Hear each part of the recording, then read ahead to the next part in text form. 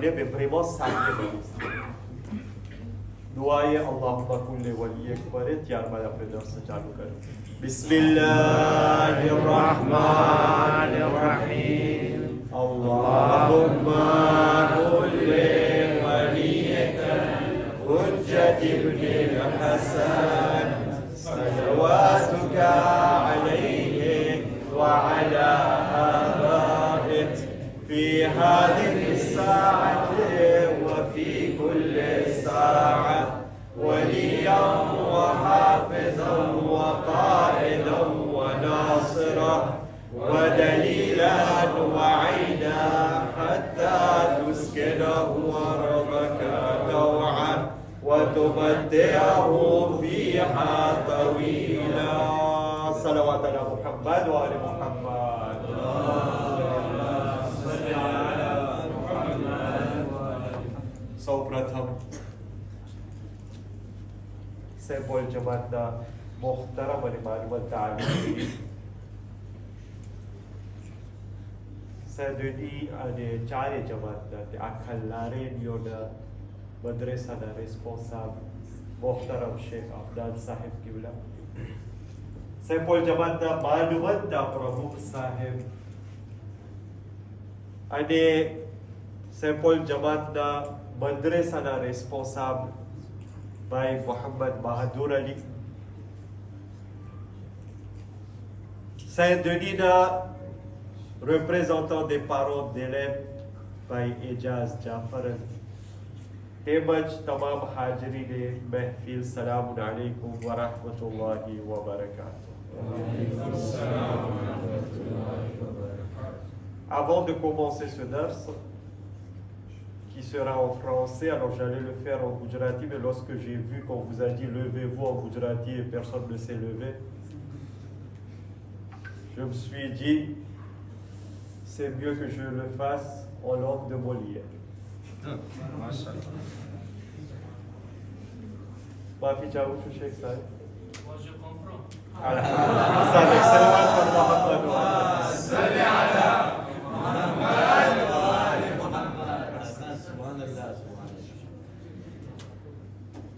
Pour la simple et bonne raison, c'est que j'ai pas le tawfiq de faire dars tout le temps.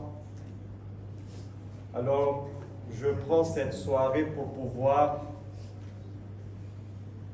envoyer un message très important aux enfants et à la jeunesse de cette communauté. Avant de commencer ce dars, j'étais là au moment de Namaz et Jamaat, j'étais là lorsque les programmes ont commencé. Dans le programme, il est écrit qu'il y a la projection du match de foot ce soir. C'est ça? C'est jusqu'au matin. C'est la France qui joue, c'est ça? Non, il n'y a pas de France. Donc il y a des fans de football qui vont regarder la projection. On est d'accord? Il faut répondre. On est dans un œuvre, ce n'est pas un majlis. Oui. Donc s'il y aura des buts, qu'est-ce que vous allez faire? Vous allez rester le bouche cousue ou vous allez crier? Vous allez crier, n'est-ce pas? Maintenant ma question est très simple. Lorsque vous allez crier pour le but qui sera marqué, est-ce que quelqu'un peut me répondre combien de sawab ou combien d'argent vous allez gagner? Hein? Ni argent ni sawab. Et donc vous allez prendre votre souffle, lâcher toute votre énergie pour un acte qui n'aura ni sawab ni argent. On est d'accord? C'est ça? Alors, maintenant, pour ça, vous êtes prêt à crier. Même là, déjà, vous avez commencé à crier. Vous voyez? Mais si une action vous rapporte tellement de sawab que Rasulallah sallallahu alayhi wa sallam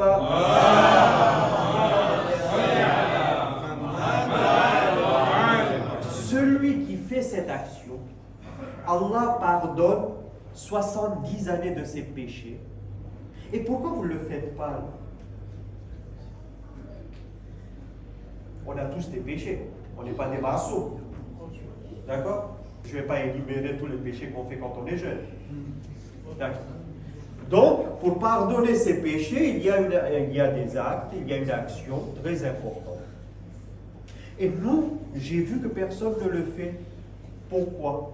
Alors que vous allez crier pour un match qui ne vous rapporte ni savoir, ni argent. C'est quoi cette action qui efface 70 années des péchés? Vous pouvez me dire? C'est le salawat.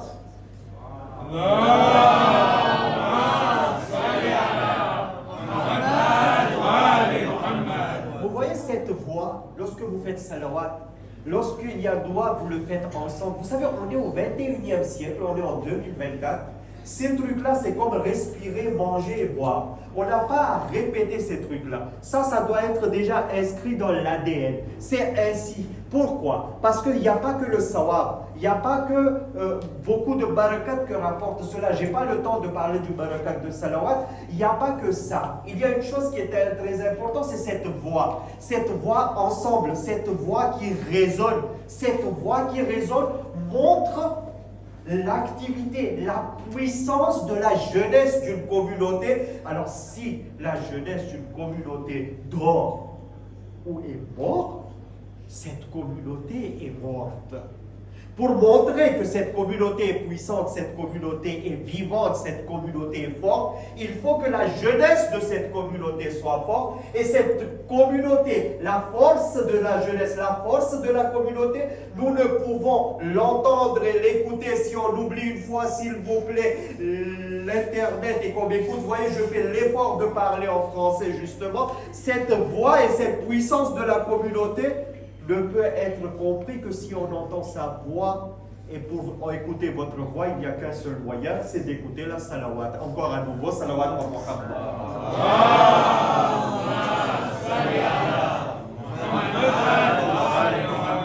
On va proposer plusieurs sujets. Alors, je sais, vous avez faim, j'ai faim, mais on ne va pas manger tant que je n'ai pas terminé ce verset. D'accord? Ah oui, je suis désolé. On pardonnera le jour de Qayamat, mais c'est comme ça. Donc, le sujet que j'ai apporté est très important. Alors, s'il vous plaît, je ne veux plus voir de téléphone dans la main. D'accord? Je sais que vous aimez écrire, mais moi, je n'aime pas voir le téléphone dans la main. Vous m'écoutez? D'accord? Vous regarderez après, au lieu de noter, vous regarderez après le replay. Quelqu'un sûrement a enregistré, vous aurez ça. Le dars d'aujourd'hui est très important sur un sujet. C'est la situation de ce monde. C'est difficile de faire un dars pour les plus petits jusqu'aux plus grands. Donc il faut trouver vraiment la balance du sujet. D'accord? Ah, ça va, ça va, tu vas bien? Ça, c'est un ancien maoré. Ah oui, je viens de là-bas, je le connais, c'était un élève à moi. Alors, je disais, il n'y a pas que lui, il y a son petit frère aussi qui est. Donc, voilà. Donc, il faut trouver la juste voie. Qu'est-ce que c'est que ça? Quelqu'un peut me dire ce que c'est? La carte de l'Iran. Oui. Ah, bravo, c'est une carte. Enfin, c'est pas une carte Pokémon. C'est une carte du monde. Ah non, l'Iran, c'est pas si petit que ça. Oui, c'est vrai. Ah, c'est l'Iran. Ah ben oui, c'est l'Iran. Carte de l'Iran. Alors, je vais enlever le avant, comme ça on va être plus tranquille. La religion officielle de l'Iran, c'est quoi? La majorité. Islam. Quel islam? Chiite. Est-ce que l'Iran a toujours été chiite? Non. Qu'est-ce qu'il était avant? Zoroastrien. Avant, après zoroastrien? Sunni. Oui. Ah oui, vous l'avez dit en basse. Il n'y avait que quelques endroits où il y avait des chiites, dont Qom. Avant, ce n'était pas Téhéran, on l'appelait Shahr-e-Ray. Il y avait quelques chiites à Arash. Et là-haut, l'Azerbaïdjan appartenait à l'Iran avant d'être pris par l'URSS, mais je ne veux pas rentrer dans cette histoire. D'accord? Il y avait quelques chiites, mais c'était sunnite. Vous savez, c'était quel pouvoir, quelle était la puissance qui était sur l'Iran, qui régnait sur l'Iran? Alors, juste ses voisins. C'est qui la voisine de l'Iran? Irak. Juste de ce côté-là, oui. L'Irak est un peu plus bas, un peu plus haut. Ah oui, qui vient de dire la Turquie? Ah bravo, ben t'es bien en géographie. Alors je pense que toi, tu vas devenir député, c'est sûr. Assez? Ouais, t'as raison, c'est la Turquie. C'était qui l'empire turc? Comment on l'appelait l'empire? Vous avez qui a lu à propos de l'empire ottoman? Qui a étudié à propos de l'empire ottoman? Bravo. On a des politiciens partout. Alors, je ne sais pas si j'ai cassé ce micro ou quoi. J'espère qu'il va vivre dans notre temps ce micro-là. Ah.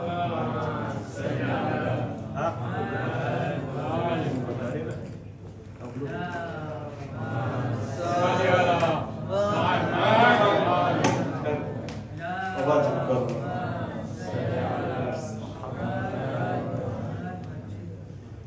l'Empire ottoman. Vous connaissez Mahmoud al-Rashid? Oui.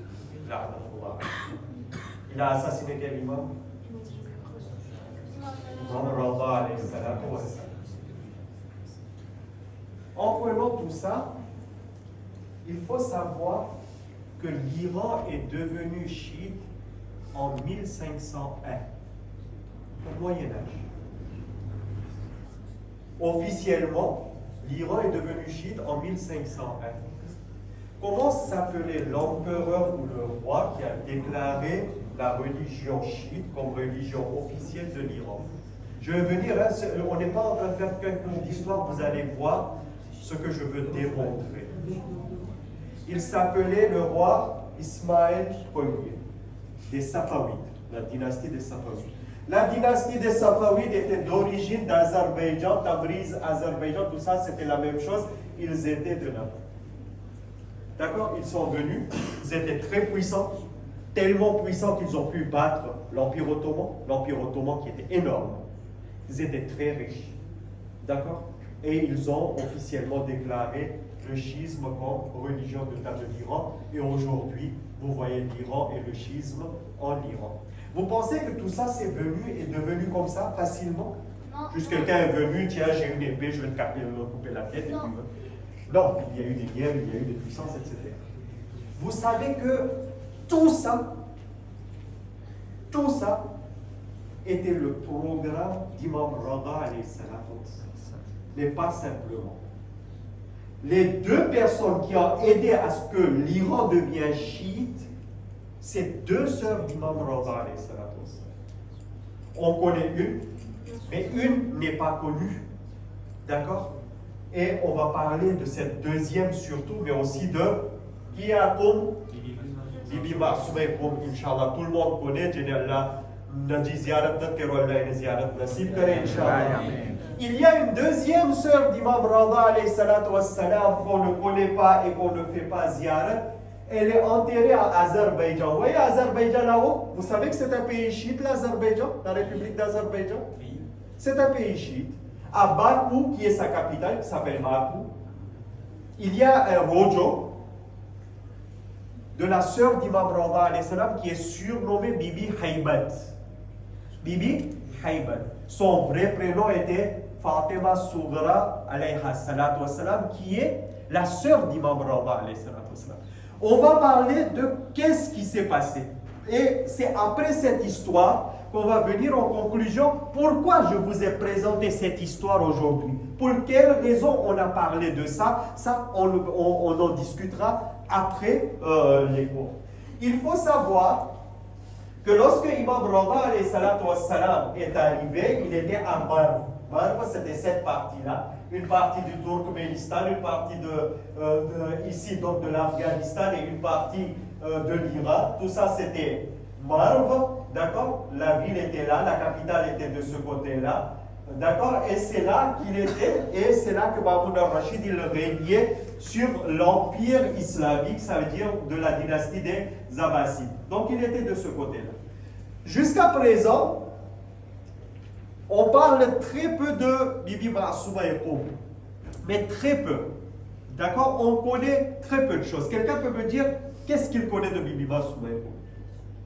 On fait majlis tous les ans, 2 majlis par an. Biladet Chad. Bon, allez, on va laisser la question. Je continue. D'accord? On connaît très peu de choses. Il faut savoir, Bibi Mansouma est venu pour quoi faire? Notre 7e imam, donc le papa de Bibi Mansouma et de l'imam Randa alayhi salam, comment il s'appelle notre 7e imam? Imam Moussa Kadim alayhi salam, il avait, Allahumma salli ala Muhammad wa ali Muhammad, il avait 38 enfants. Eh oui, mais ils étaient gentils comme vous. Hein? D'accord? 38 enfants. 18 garçons et 20 filles. Non, 18 filles et 20 garçons. Combien? 18 filles et 20 garçons. 38 enfants. Il y en a même des hadiths qui disent 70 enfants. Mais ils disent c'est trop. On va rester dans les 38. 38 enfants. D'accord? Dans ces 38 enfants, ceux qui sont arrivés avec Bibi Mansouma, parce qu'il y en a qui sont arrivés après, ceux qui sont arrivés avec Bibi Mansouma, elles étaient 5 sœurs et 7 frères. D'accord? Plus les neveux et les nièces, au total, 23 personnes de la famille d'Imam Randa alayhi salam. D'accord? Quand on dit que Bibi Mansouma est arrivée et voilà, et puis elle est décédée là, non, il y avait déjà 23 personnes de sa famille qui étaient avec elle. Il n'y a pas que ça. Au total, le kaflo de Bibi Mansouma, au total, les personnes qui sont arrivées, ils étaient au nombre de 400. 400 personnes ont quitté Medina, ils sont passés par l'Irak, Basra. Ils sont arrivés à cette ville à côté de Qom qui s'appelle Sava. Saveh. Vous voyez Saveh? Ici. Quand ils sont arrivés là, il y a eu une attaque. Ils ont été attaqués. D'accord? Il y a eu une guerre. 2 frères d'Imam Randa alayhi salatu wassalam ont été martyrisés dans cette guerre. 2. D'accord? Ils sont enterrés là. Un, il s'appelle Sayyid Isha et l'autre s'appelle Sayyid Abdullah. Ils disent aussi qu'il y a un 3e. Certains disent que c'était le neveu et pas le frère. D'accord? Il s'appelait Haroun, mais ils disent que c'était le neveu et pas le frère, mais on ne rentre pas. Mais 2 frères, c'est sûr, qui sont enterrés là. D'accord? Ce sont les jassous, les espions de Mamoun al-Rashid qui ont attaqué et assassiné 2 frères, qui a fait cette guerre. Ils ont blessé Janabé Mansouma que Janabé Mansouma, elle a été empoisonnée, elle est arrivée à Qom et elle est décédée ici 17 jours après, 2 ans avant Imam Randa alayhi salatu wassalam. Je précise bien, Bibi Mansouma est décédée en l'an 201 de Hijri, avant Imam Randa alayhi salatu wassalam. La question qui se pose est ça. Et on nous dit, elle était venue parce qu'elle pensait trop à son frère, elle voulait voir son frère, et elle est décédée, elle n'a pas pu voir son frère. La question, 400 personnes pour qu'elle puisse voir son frère, est-ce que vous trouvez ça logique? L'histoire, c'est une recherche de logique. Est-ce que c'est logique, 400 personnes pour juste rencontrer Imam parce qu'elle venait? Vous avez déjà vu les Ahl al-Bayt voyager comme des rois, comme des princes? Est-ce que vous avez entendu ça? Vous avez non. C'était des gens très simples. Qu'est-ce qu'ils sont venus faire ces 400 personnes? Pour faire quoi? Rentrer. C'est tout. Eh bien non. Dans ces 400 personnes-là, il y avait 23 membres de la famille. Il y avait 70 spécialistes. Écoutez bien, c'est très important. C'est à la fin que je vais vous dire pourquoi cette histoire. 70 spécialistes, des médecins, des professeurs, des scientifiques, des ingénieurs, des agriculteurs, des spécialistes de tout bord. 70 personnes qui l'accompagnaient. En plus de ça, des guerriers qui étaient habillés en esclaves, en serviteurs, pour que Mamoun al-Rachid ne voit pas que c'était des guerriers. Et à l'intérieur, il y avait des serviteurs qui étaient là et qui étaient spécialisés en agriculture. Pourquoi tout ce monde? C'est pour faire quoi? Est-ce que vous vous êtes posé des questions sur nos histoires de temps en temps? Est-ce que vous vous posez des questions sur l'histoire? Il y en a qui se posent des questions. Est-ce que vous pensez, moi, ma question c'est, quand on vous parle des Ahl al-Bayt, imams, les histoires des imams, etc., pour vous c'est quoi? C'est quoi? Ça se limite à quoi? Allez-y, répondez, on est dans cette place. Allez-y, je suis même prêt à entendre des conneries, en fait, tant que ça reste dans les limites des conneries. Quand on vous raconte des histoires des Ahl al-Bayt, vous êtes au madrasson, on est bien un programme de madrasson, d'élèves de madrasson, c'est ça? D'accord. Dans le madrasson, vous avez écouté des histoires, vous avez étudié des histoires. Vous avez étudié. Eh bien, quand on vous parle, les Ahl al-Bayt, les imams, les aïmat al-Akhar, etc., et que salawat par Muhammad wa ali Muhammad.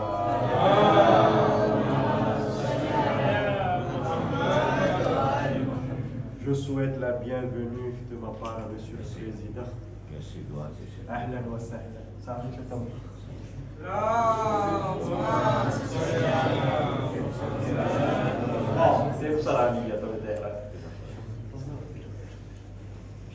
C'est quoi? Ouais, vas-y, toi tu réponds. Merci. Donc, quand on te parle pas ce que je suis en train de te parler, mais quand tu écoutes des histoires des imams, tu penses directement au peuplement d'une ville? Non, merci. Non. Ça vous dit quoi quand on vous parle des imams? Tiens, on va vous faire une histoire d'imam. Quand on va dire, on va vous faire une histoire de Réhan. C'est ça, c'est Réhan, si je ne l'oublie pas. Il était tout petit quand je parle. Maintenant, tu as beaucoup grandi. Toi, tu ne me connais pas, moi, je te connais. Vas-y. Non? Donc, quand on vous raconte l'histoire d'un imam, vous ne savez pas ça va englober quoi? Oui, Il va transmettre l'islam. Transmettre l'islam. Transmettre l'islam. Mais je suis en train de transmettre l'islam. Mais l'imam, c'est pas que il était au masjid, il faisait namaz. L'imam et les Ahl al-Bayt, c'est pas que ils étaient au mihrab et ça y est, ils avaient que le tasbih dans la main. Ya Allah, ya Allah, ya Allah, ya Allah. Il n'y avait pas que ça. C'est pas que ça, Ahl al-Bayt alayhi salatu wassalam. C'est pour vous démontrer ça. Parce que j'ai entendu de mes propres oreilles, qu'actuellement, dans ce temps actuel, on est en train de vous enseigner, pas au madrasa. Quand j'ai dit à vous, ça ne veut pas dire à la Réunion, dans le monde. D'accord? Chez les chiites, aujourd'hui, il y a une mode. D'accord? Allez au mihrab, prenez tasbih, passez votre temps à faire du zikr. Ya Allah, ya Allah, ya Allah. Et puis tout d'un coup, vous allez, je ne sais pas, voyager avec un clin d'œil.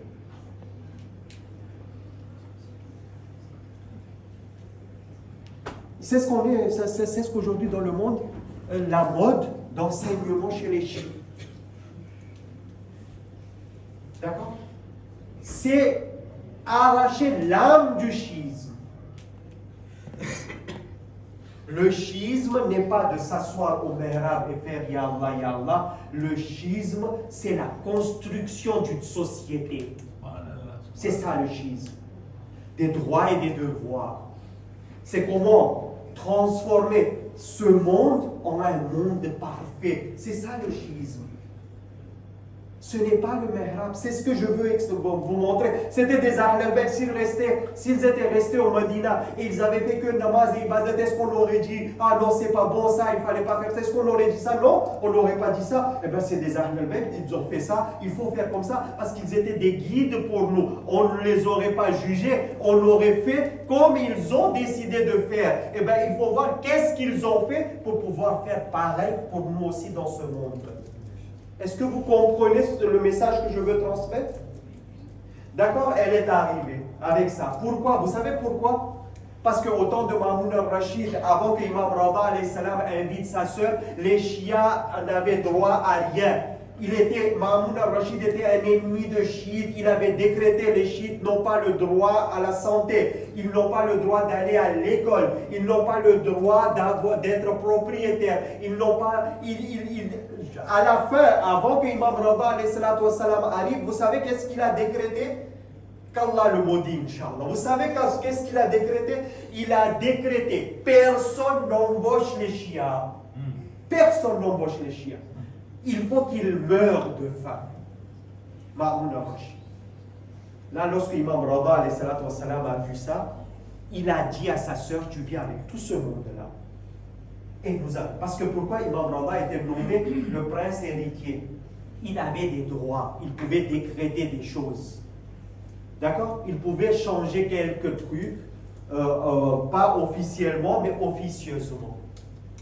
Il a appelé tout ce monde pour emmener le changement. Mais le changement, comment? Regardez, c'est ça que je veux venir. Comment il a emmené le changement? Comment Bibi Massouma a emmené le changement? Elle n'a pas dit, eh ben maintenant ça y est, je suis venu avec 70 personnes, je suis venu, etc.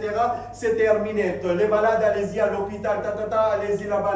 Non, ça ne fonctionne pas comme ça. Lorsqu'elle est arrivée, elle a été empoisonnée. Au lieu d'aller à Mashhad, qui n'était pas encore Mashhad mais Marv, et au lieu d'aller là-bas, elle est arrivée à Koum parce qu'elle était très malade. Elle a survécu que 17 jours parce qu'elle a été empoisonnée alors qu'elle est très malade. Moi, depuis mon enfance, j'ai entendu une chose. Poté Aïwa, elle est arrivée à Koum, elle est allée, on lui a donné une maison, elle est allée là-bas. Pendant 17 jours, elle a fait que des ibadat. Elle a ouvert un livre, elle faisait doua, elle faisait zikr et elle est décédée après 17 jours. Non, mais vous rigolez, allez-y un peu ouvrir les livres d'histoire.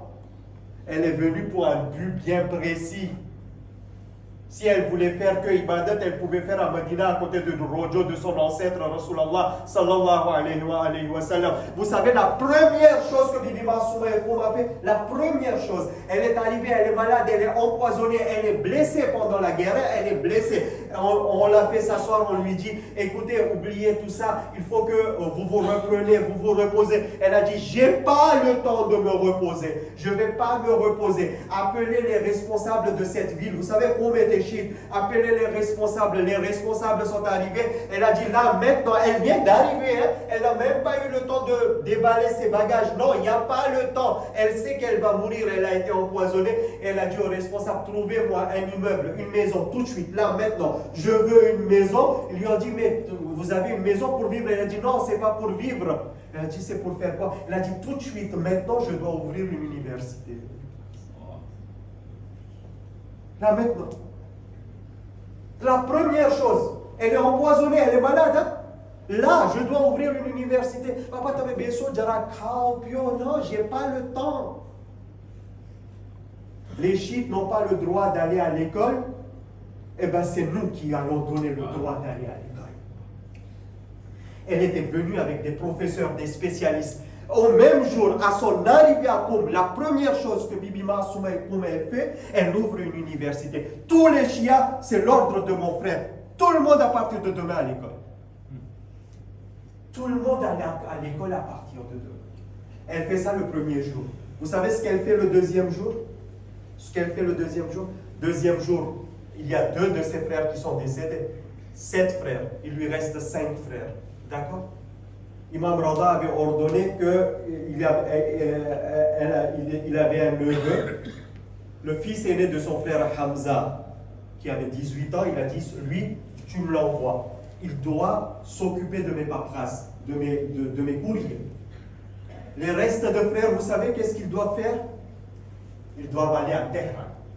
Vous savez, Imam Rada, quand il est arrivé, quand il était encore sur la route, quand il était venu, il partait encore.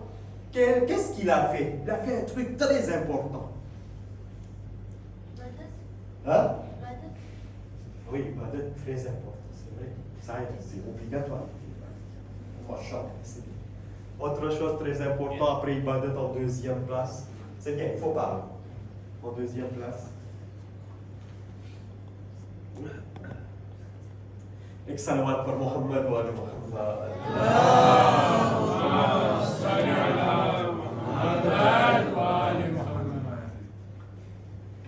On m'a dit 45 minutes, non, plutôt 10 minutes, il y a ça. Ok. Deuxième chose très importante qu'il a fait. Vous savez cette partie-là, toute cette partie-là? Vous voyez ça ou pas? Oui. C'est très riche en Iran. C'est des terres très riches. Très bon et prospère pour l'agriculture. Aujourd'hui, quand vous allez à Mashhad, après le ziyarat, les ibadat, bien sûr, je suis d'accord avec toi, on va faire un truc, tout le monde adore, on fait carrément la queue pour ça, c'est quoi? Agnaz. Vous savez, il y a le restaurant d'Imam Rada, alayhi salam. On va manger chez Imam Rada, alayhi salam. Vous savez, là, tout le monde, on prend un ticket, on y va. Maintenant, je ne sais pas, ça a organisé 2.0, ce qui est une carte, je ne sais pas. Mais on y va. On va tous manger là-bas, chez Imam Rada, alayhi salam. Vous savez, ce qu'on mange dans ce restaurant-là, ça vient et c'est cultivé sur les terres d'Imam Rada, alayhi salam. Ça appartient à Imam Rada, alayhi salam. Vous savez qu'est-ce qu'il a fait, Imam Rada? Toute cette terre-là, il y avait des terres à vendre. Il a acheté des terrains pour faire l'agriculture, avec son propre argent. Tu veux vendre? Ben voilà. Je te donne le double du prix. Vendre. Pourquoi faire? Il voulait passer son temps à faire de l'agriculture? Pourquoi faire? Il a fait ça. Les chiites n'avaient pas le droit de travailler. On ne donnait pas. Ce n'est pas qu'ils n'avaient pas le droit, on ne leur donnait pas du travail, il y avait de l'embargo. Les chiites, officiellement, vous pouvez travailler, mais personne ne leur donne du travail. D'accord? Ils étaient en train de mourir de faim. Imam Rada, alayhi salam, il a acheté tous ces terrains-là. Tous ces terrains, il a acheté. Il a appelé ses 5 frères ici à Téhéran. Il a dit, je vous nomme responsable de tous mes terrains. Tous mes chiites doivent travailler sur mes terrains. On donne le travail en priorité à tous les chiites. Priorité. Tous les chiites ont commencé à travailler. Tous les chiites. Bibi Massouma elle est décédée 17 jours après. Le lendemain, elle a envoyé ses 5 frères ici. C'est une femme, hein? Faites attention, c'est une femme. Mais là, je veux vous montrer ce que c'est qu'une femme dans l'islam. Ce n'est pas une femme qui est assise à la maison, d'accord, en train de faire de la cuisine. La cuisine aussi, c'est important. Ah oui, ne t'en fais pas, il faut qu'elle fasse de la cuisine. Ça, c'est vrai. Mais toi aussi, tu peux le faire. D'accord? Moi, je sais faire de la cuisine. Tu sais faire, toi? Ouais, ben, tu vois, voilà. Mais ça, je veux vous montrer la religion, l'islam, d'accord? Il n'a pas été forgé que par les hommes. L'islam a aussi été forgé par le sacrifice des femmes. Et c'est le sacrifice de 2 femmes que je suis en train de vous montrer aujourd'hui. D'accord? Elle a envoyé ici, et là, elle a fait son travail. Elle a fait son boulot. D'accord? Elle envoie à Chehrerey. Il n'y avait pas Téhéran entre-temps, c'était Chehrerey. Chehrerey, où Mahmoud al-Rashid contrôlait scrupuleusement la ville. Maintenant, le problème, il faut créer des écoles. C'était la priorité d'Imam Rada, alayhi salatu wassalam, et de ses sœurs. Comment faire? Là, c'est impossible, il y a l'armée. Tout le monde est surveillé. Les chiites ne peuvent pas aller à l'école. C'est interdit. Les chiites, je pense à la Tandax. Les chiites ne peuvent pas aller à l'école. Maintenant, que faire? Il faut envoyer. Bibi Massouma Koum a dit la priorité des priorités, les chiites à l'école. La priorité des priorités. Vous savez, qui a vécu un peu en Iran, à part l'hôtel? Vous avez déjà vu la maison chez les gens? Quelqu'un s'est fait inviter chez quelqu'un en Iran? Ah oui, chez Kafna. Oui, mais pas lui là. Chez Ali Abbas. Je ne sais pas la maison de Cheikh Ali Abbas, mais les maisons en Iran, peut-être que vous avez vu ça. Il y a une maison comme ça, sur la terre, mais toutes les maisons en Iran, ils ont tous un sous-sol. C'est obligatoire. Maintenant, je ne sais pas. Mais dans les maisons anciennes, c'est obligatoire, depuis les Zoroastriens. Parce que dans le temps zoroastrien, lorsque l'été venait, il faisait très chaud, les gens habitaient sous-sol. C'est carrément aménagé comme la maison de haut. Il y a une maison en bas, sous la terre, et il y a une maison juste au-dessus. D'accord? D'accord? Ça me rappelle des souvenirs. Et donc, sous-sol, eh bien, Bibi Massouma a exploité ça. Ils ont dit comment on va faire si l'armée voit. Elle a dit non, l'armée ne va pas voir. Comment est-ce possible? Elle a dit je viens d'arriver à Qom. Ça fait 2 jours. Hein. Elle est là depuis 2 jours. Hein. Vous, quand vous allez en voyage, là, en vacances, 2 jours, vous faites quoi d'abord? Les premiers 2 jours, manger. T'as raison, manger. Oui, c'est ça. La vérité sort de la bouche des enfants. Et salawat par Muhammad wa ala Muhammad. Parce que les grands étaient en train de réfléchir, qu'est-ce qu'on va dire pour faire plaisir à Cheikh? Il y a un qui va kaki à l'écart et mon Dieu, c'est mon Fatou Djinan que j'ai lu pendant 2 jours. D'accord, on a oublié tout ça. On mange et on dort. Regardez ce que Bibi Marsouma est pour. Elle a dit, depuis que je suis arrivé, 24 heures qu'elle est arrivée, elle a dit, je viens d'arriver et je viens de voir dans cette maison, il y a un haut et il y a un bas. Il y a un sous-sol. Est-ce que toutes les maisons sont comme ça? Ils ont dit oui, toutes les maisons sont comme ça. Elle a dit, bah, ça y est, on a trouvé la solution. Quoi? Vous allez à Téhéran, les écoles pour les chiites se feront sous-sol. Personne ne verra qu'il y a une école. Elle a envoyé des professeurs à Téhéran, à Chehrerei, pour ouvrir des écoles sous-sol. Pour que l'armée de Mahmoud al-Rachid ne voit pas. L'école était importante. Une obligation. C'était une obligation.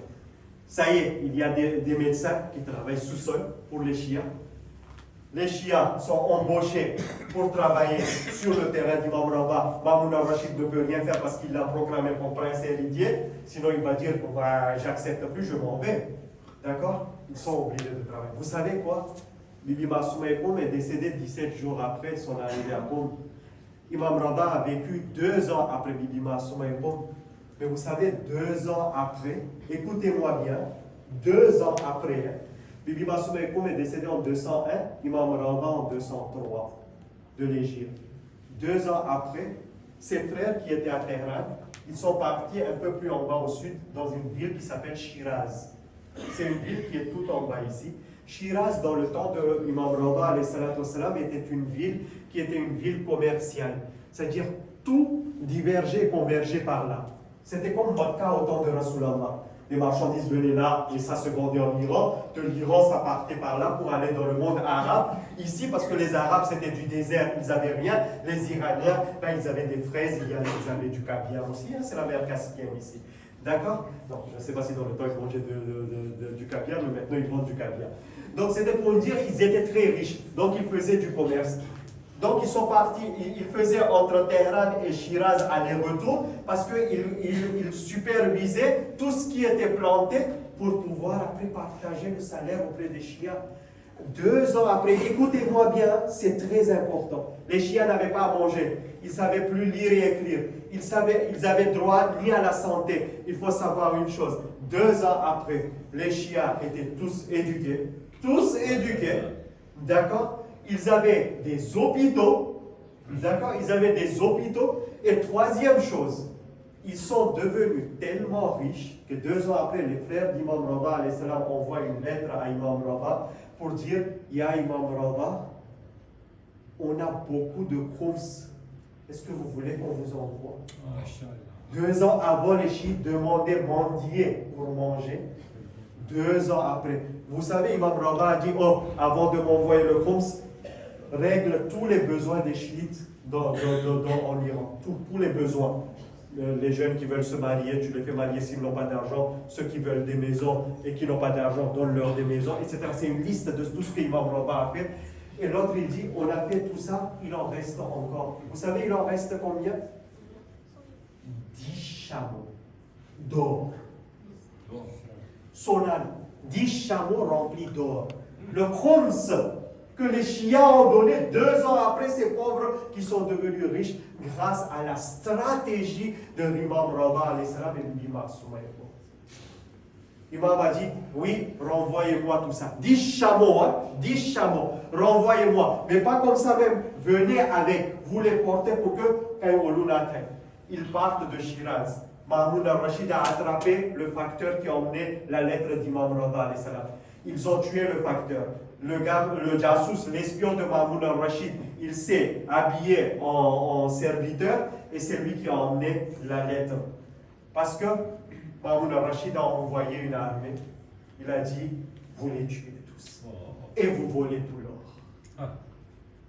il a tué les 5 frères d'Imam Rada, ils sont enterrés à Shiraz. À 200 à 250 km de Shiraz, ils ont tué. Ils ont volé tout l'or du khums d'Imam Rada. Lorsque ça s'est arrivé, on a prévenu Imam Rada que ses frères ont été assassinés. Imam Rada a compris, là j'arrive, je vais bientôt terminer. Imam Rada a compris que ça y est, bientôt lui aussi il se fera assassiner. Parce que là, Harun al-Rashid, il vient de se rendre compte que sous ses yeux, Imam Rada assis dans une chaumière, avait rendu puissant la minorité qui est Shia. Sous ses yeux, il n'a rien vu venir. Il n'a rien vu venir. Les chiites étaient devenus meilleurs que les autres. Partout. Grâce à ce sacrifice, grâce à cette stratégie. Il a dit, il faut assassiner tout le monde. Il faut assassiner tout le monde. Il faut assassiner ses sœurs. Vous savez, elles étaient 5. Il est décédé. Il en reste 4. Il faut assassiner ses sœurs. Il faut assassiner Imam Rada. Il faut assassiner tous ses neveux et nièces. Imam Rada, avant que ça arrive, Imam Rada a compris que ça y est, c'était la fin.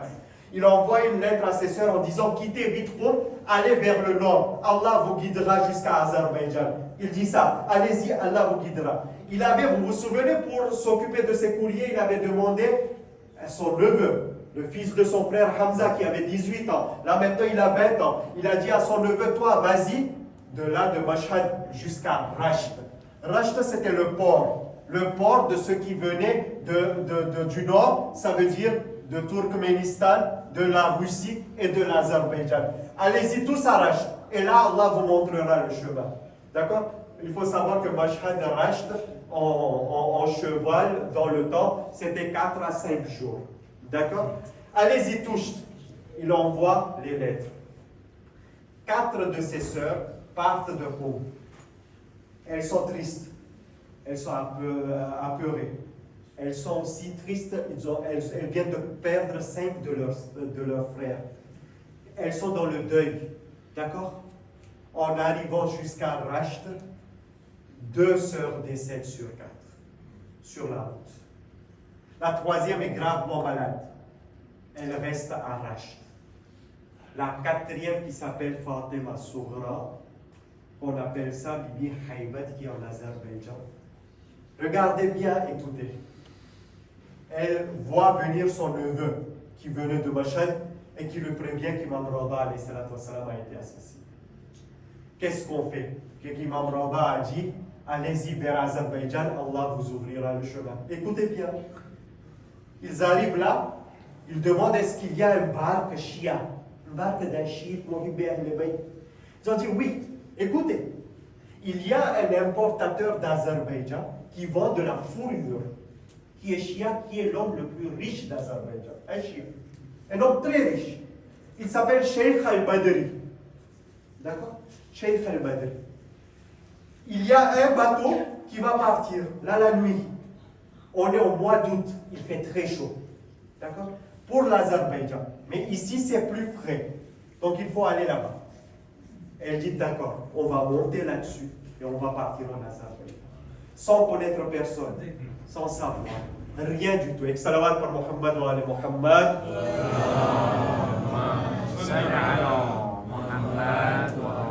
Alors, un élève à moi d'ici il y a quelques années, il est aujourd'hui secrétaire général de l'Union, non, trésorier de l'Union. Secrétaire général de 4 associations. De 4 associations, et ça c'est une fierté. Salawat par Muhammad wa ali Muhammad.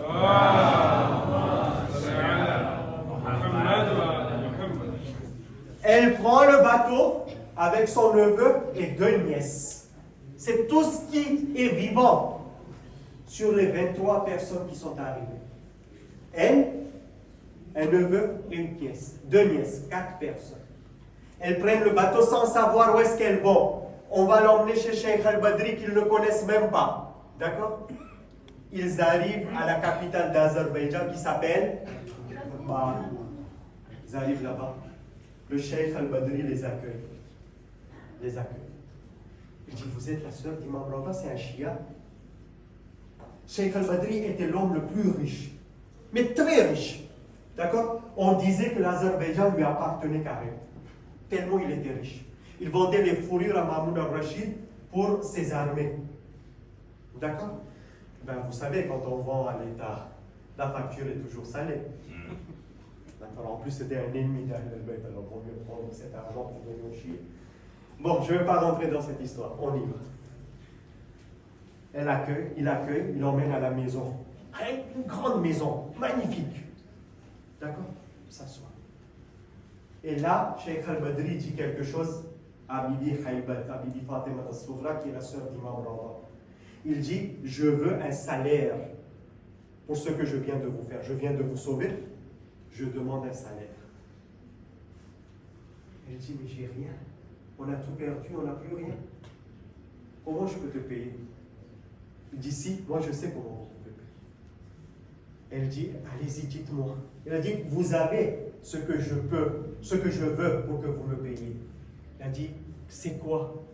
Il a dit, je vous donne toute ma maison, toute ma richesse, tout mon argent, et je deviens votre khalassi, votre serviteur. Acceptez ça, c'est une récompense de ce que je viens de vous faire. Vous avez compris, un shia, c'est quoi? Vous voyez, un shia, c'est quoi? Pour l'imam, pour les Ahl al-Bayt, tout, prenez tout. Si vous acceptez ça, c'est comme si vous m'avez payé, c'est la récompense que vous m'avez donnée. Elle a dit, en principe, en récompense, on demande quelque chose. Là, tu donnes tout. Et là, il répond, ah non. Oh, sœur d'Imam Rada, je vous donne tout ce monde pour acheter le paradis.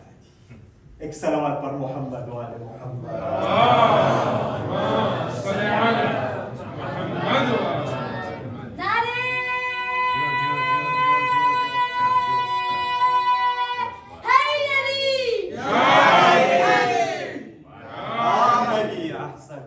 Je vous donne tout.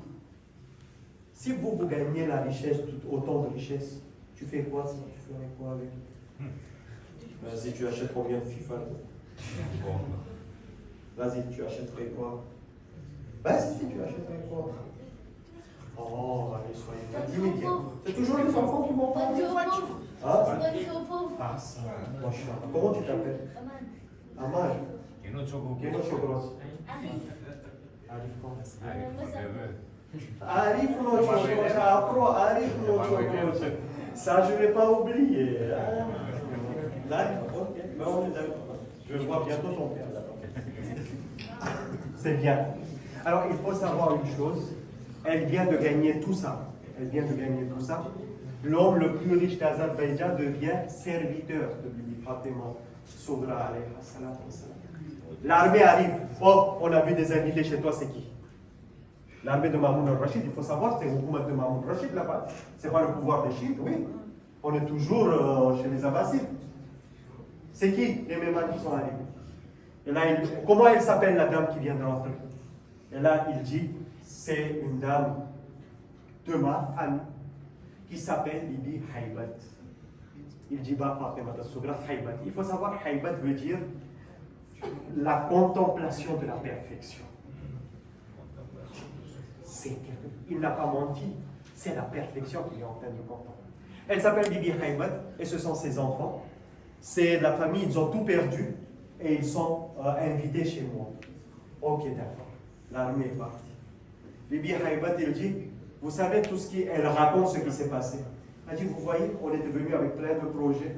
Ma soeur est morte 17 jours après. Tout d'un coup, mes frères, 2 ans après, ont été assassinés. On ne sait pas. On ne sait pas le temps qu'Allah nous a donné pour vivre.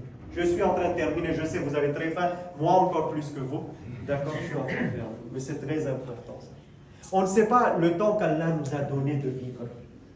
Il dit, oui, mais on fait quoi?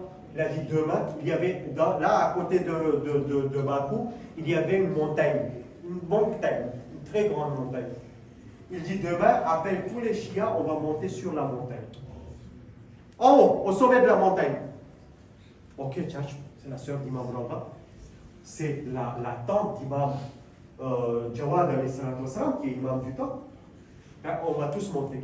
Tous les chiites sont montés. Le lendemain, elle vient d'arriver. Elle a fait un voyage en bateau. Hein. Nous, alors là, je vous assure, quand on fait voyage en bateau, moi j'ai le mal de mer, je vous assure, je dormirai 7 jours. D'accord? Le lendemain même, on monte la montagne. On monte en haut. Tous les chiens en haut. Arrivé là-bas, il dit, écoutez, la première chose à faire, à partir de demain, vous venez tous ici, d'accord? Je suis venu, j'ai appelé des professeurs qui sont restés là-bas pour qu'ils ne soient pas tués. Ils vont être là la semaine prochaine. À partir de demain, je serai votre professeur. Première chose à faire, tous les chiens à l'école. Tous les chiens à l'école. Elle vient de perdre ses frères, elle vient de perdre Imam Rada, elle est apleurée, elle est attristée, elle fait matin, elle est en noir, elle vient de perdre tout le monde. Non simplement elle vient de perdre tout le monde, elle vient de perdre sa richesse, elle vient de perdre sa maison, il n'y a rien, mais elle ne pense pas, ah non, je vais pleurer, d'abord je venais faire carcaro, etc. On n'a pas le temps. Alors, à partir de demain, vous commencez à étudier, jusqu'à ce que le professeur arrive, c'est moi qui sera votre professeur. Lendemain, ils ont commencé à étudier. Vous savez, ces gens qui se sont réunis sur la montagne pour étudier, 700 ans après, ils sont devenus les grands de sa famille. Ils sont devenus éduqués. Ils sont devenus riches. Ils sont devenus une arme. Ils ont acheté des armes. Ils ont combattu les Ottomans. Et le 18 Zilhajj, en Hijri Shan 906, ils ont proclamé le schisme, religion d'État de l'Iran.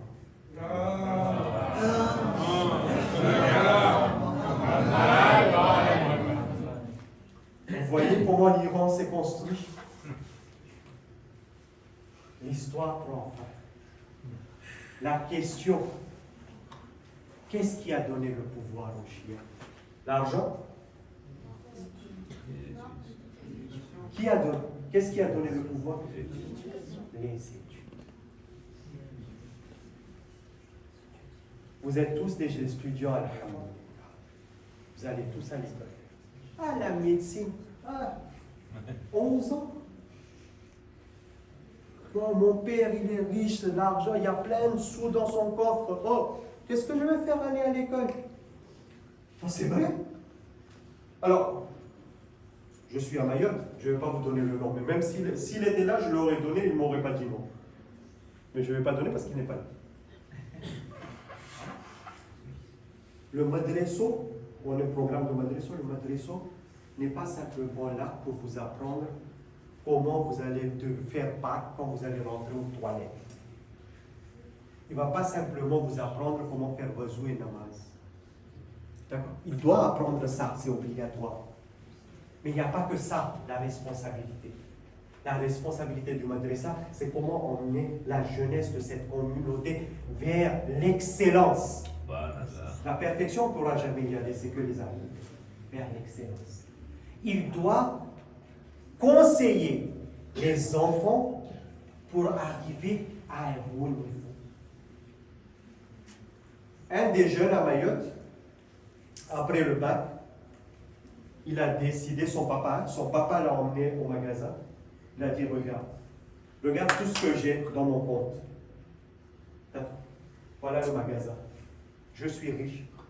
Arrête les études. Prends le magasin.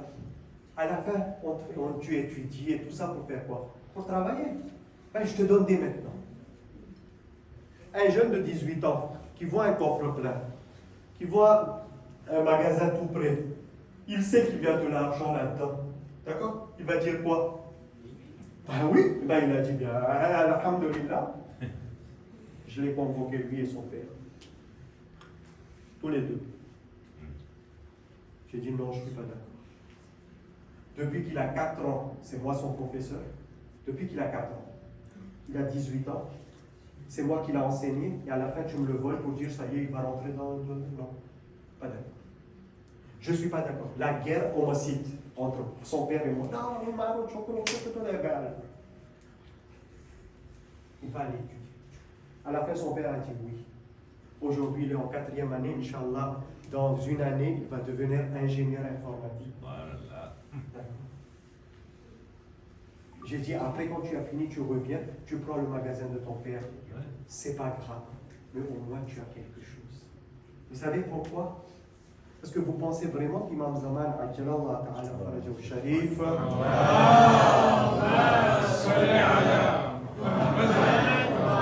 il a besoin de votre argent? Est-ce qu'il a besoin de votre argent? Imam Zaman, quand il va venir, il va être pauvre? Ah ben, il va sortir d'où l'argent?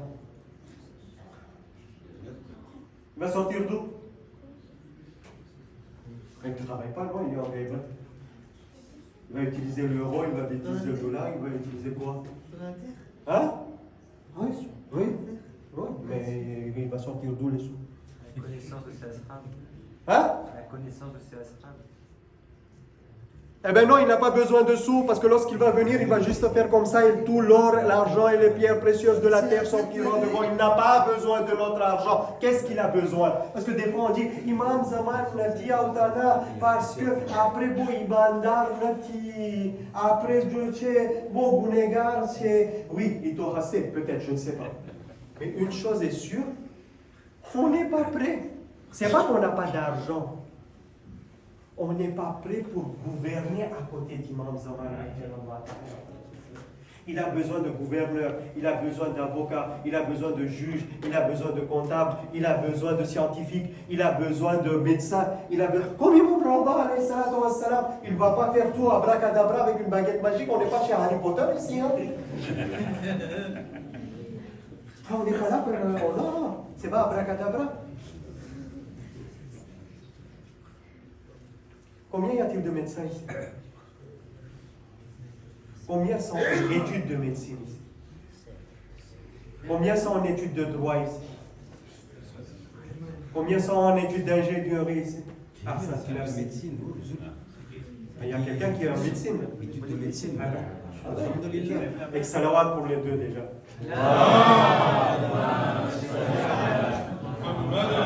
Vous pouvez lever la main, hein, si vous avez levé, c'est salawat pour vous aussi, il n'y a pas de problème.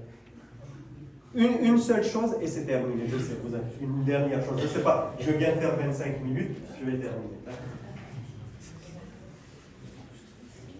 Vous savez, chez les chrétiens, chez les juifs, chez les musulmans, chez les hindous, j'ai lu ces 4 livres. Bhagavad Gita, je l'ai lu en entier. Ouais, vous êtes indien, mais c'est moi qui l'ai lu. Vous pas. Dans ces 4 livres, il y a une chose qui est écrite. Vous pouvez aller sur YouTube, vous pouvez trouver, sur Google, vous pouvez trouver, je vous assure, d'accord? Et vous allez trouver ça. À la fin des temps, avant l'arrivée d'Imam Zaman, il y a un truc qui va se passer qui est très important de comprendre. Une guerre qui va décimer 2/3 de la population mondiale. Tout le monde le dit. Toutes les religions, même le chiisme. On a beaucoup de hadiths à fond. Une guerre qui va décimer 2/3 de la population mondiale. C'est quoi la population mondiale actuelle? Approximativement 8 milliards. 2/3 de 8 milliards, ça fait combien? 6, 48, 5 milliards et quelques. 5 milliards et quelques, 6 milliards qui vont être décimés. 6 milliards. 6 milliards décimés. D'accord? La moitié par les armes, la moitié par la maladie. Vous saviez ce hadith, je pense. Hein? Je me disais, c'est pas possible. Moi, je me disais, il y a anguille sous roche quelque part. 2/3, il y a un problème, non?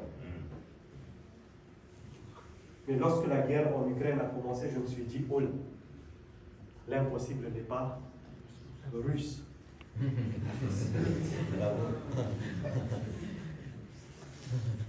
Je me suis dit, on ne sait jamais. Hein. Et dans le monde entier, il n'y a que les fous qui règnent. Hein. De l'autre côté, on a Trump qui est en train d'arriver. Je ne veux pas parler de la France, même si on est dans un pays de droits de l'homme et des libertés. Mais dans 2 dimanches, on va comprendre ce qui va se passer. Hein. On est d'accord ou pas? Maintenant, je vous assure, c'est devenu possible. D'accord? Ma question est simple. Quand 2/3 de la population mondiale va être décimée par la guerre, ça va être une bombe très puissante. D'accord? Ce n'est pas des épées. Ça, c'est sûr. Dans ce monde-là, Nous, on est ici. Vous, vous êtes là. Nous, moi, c'est encore pire. On n'a même pas de médecin généraliste là-bas. Si quelqu'un est généraliste, pour faire des soins, venez là-bas.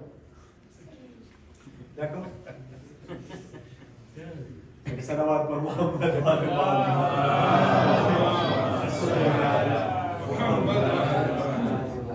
Alors, pas des faux diplômes, on sait le regarder. D'accord? Écoutez-moi bien, demain il se passe là. Imam alayhi salam, Imam Sadiq alayhi salam, va dire, il y a des ulama qui sont là. C'est des hadiths, il y en a plein. Des ulama concernant cette guerre. D'accord?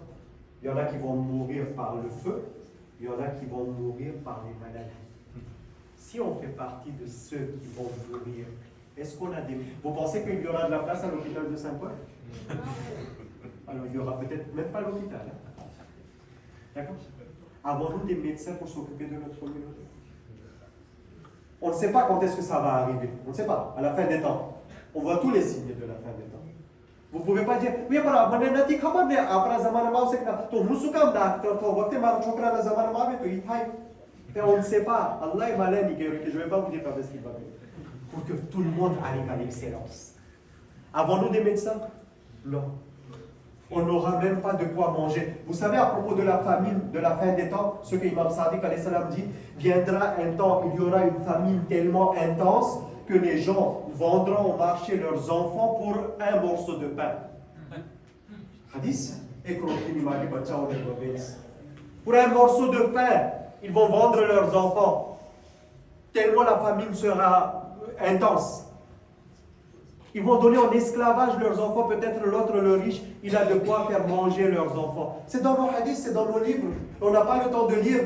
Parce qu'on est tous devenus TikTokers et, je ne sais pas, Instagrammeurs et Facebookers. Voilà ce qu'on est devenus. Aujourd'hui, on demande aux jeunes, vous voulez devenir quoi? TikTokers et TikTokeuses? Vous allez faire quoi avec TikTokers et TikTokeuses? Mais vous êtes sérieux? On est en 2024, on est Shia des Ahl al-Bayt alayhi salam. Et lorsqu'on ouvre TikTok, la seule chose qu'on voit, c'est des Shia Istashri, Khoja, filles avec Pardo qui est en train de chanter et danser. Vous trouvez ça normal? Non, mais vous trouvez ça normal? Hein? Le pire, c'est Instagram, le compte que papa connaît. Mais le compte d'Anis Hussein PRVV, ça, papa ne connaît pas.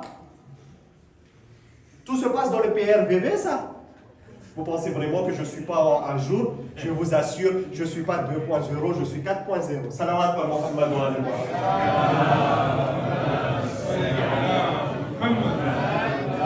Je suis à jour.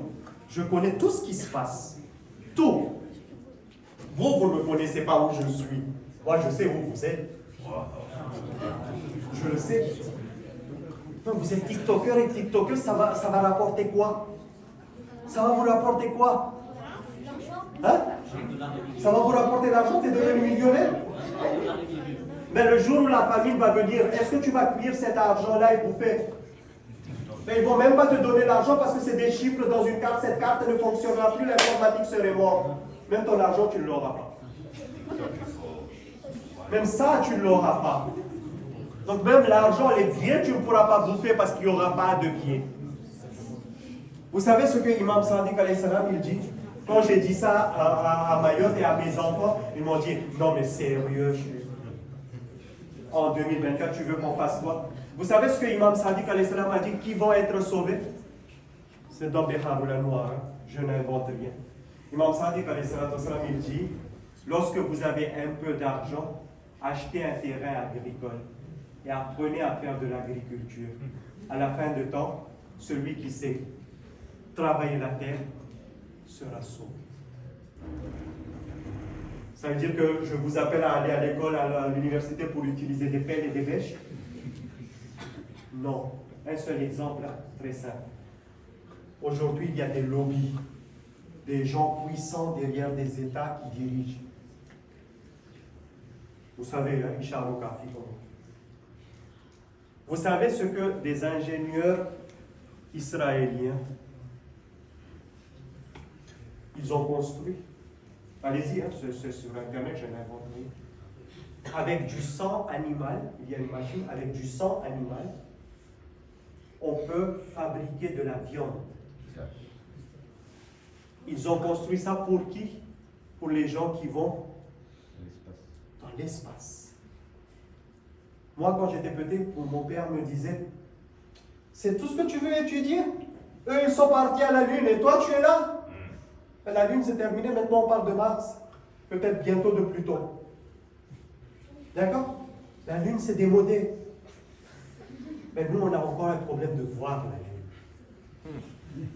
Lune. On se dispute, t'as décrit tout, mais arrêtez. Eux, ils sont allés à Mars, ils vont bientôt aller en Pluton. Ok? Ils ont fabriqué cette machine-là. C'est sérieux ce que je suis en train de dire. Nous, demain, on pourra survivre à cette guerre? On pourra survivre à cet événement? Si, on peut encore, on a le temps. Tout est dans votre main.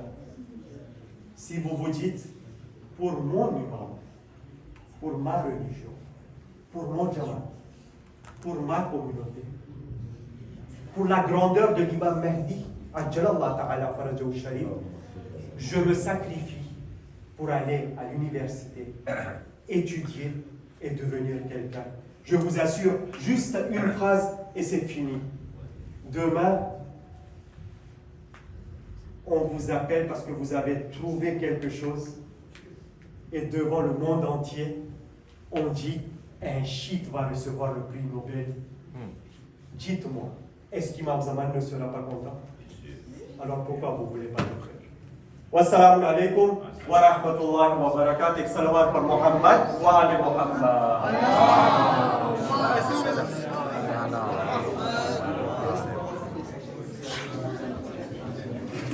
Hassan Jazakallah. S'il vous plaît, Adji, les petites